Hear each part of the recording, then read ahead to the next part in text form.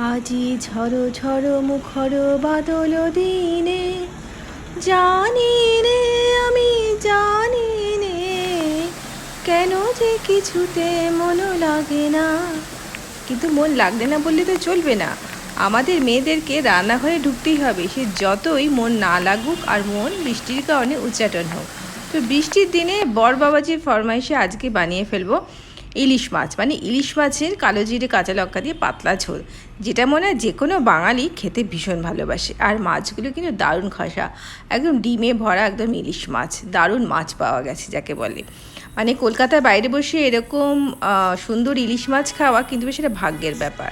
তো ইলিশ মাছগুলোকে আমি নুন হলুদ মাখিয়ে হালকা করে ভেজে তুলে রাখলাম। ইলিশ মাছ কিন্তু হালকা করে ভাজলেই ভালো, তা না হলে স্বাদ গন্ধ পুরো নষ্ট। তো এবার এই সরষের তেলের মধ্যে আমি কালো জিরে কাঁচা লঙ্কা ফোড়ন দিয়ে অল্প একটুখানি আলুর টুকরো আর বেগুনের টুকরো দিয়ে দিলাম। আলু তো আমার বাড়িতে অবশ্যই মাস্ট, সে যত ইলিশ মাছ হোক না কেন।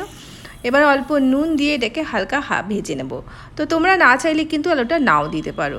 এবার আদা কাঁচা লঙ্কার মধ্যে হলুদ লঙ্কার গুঁড়ো জিরে ধনে গুঁড়ো দিয়ে অল্প জল দিয়ে একটা পেস্ট বানিয়ে নেবো। আর এই পেস্টটা হালকা করে ভেজে রাখা আলু আর বেগুনের মধ্যে দিয়ে 4-5 মিনিট হালকা কষিয়ে নিয়ে মশলাটা, মানে মশলার কাঁচা গন্ধটা চলে যাওয়া অবধি নাড়াচাড়া করে নিয়ে এর মধ্যে পরিমাণ মতো জল দিয়ে ঢাকা দিয়ে দেবো যতক্ষণ পর্যন্ত আলুটা না সেদ্ধ হয়ে যাচ্ছে। বেগুন সেদ্ধতে তো বেশি সময় লাগে না, খুব তাড়াতাড়ি রান্না হয়ে যায়। এবার আমার মোটামুটি হয়ে গেছে আলু আর বেগুনটা সেদ্ধ। এর মধ্যে আমি দিয়ে দিলাম আগে থেকে ভেজে রাখা মাছগুলো, দিয়ে আবার 5-6 মিনিট হালকা ঢাকা দিয়ে রেখে দিলে রেডি হয়ে গেল গরম গরম ইলিশ মাছের পাতলা ঝোল।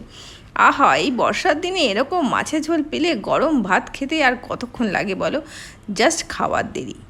যাকে আমার গানে খুব একটা মন দিও না, কারণ গায়িকা আমি নই, নাচতে মোটামুটি পারি, রান্নাটা দেখো।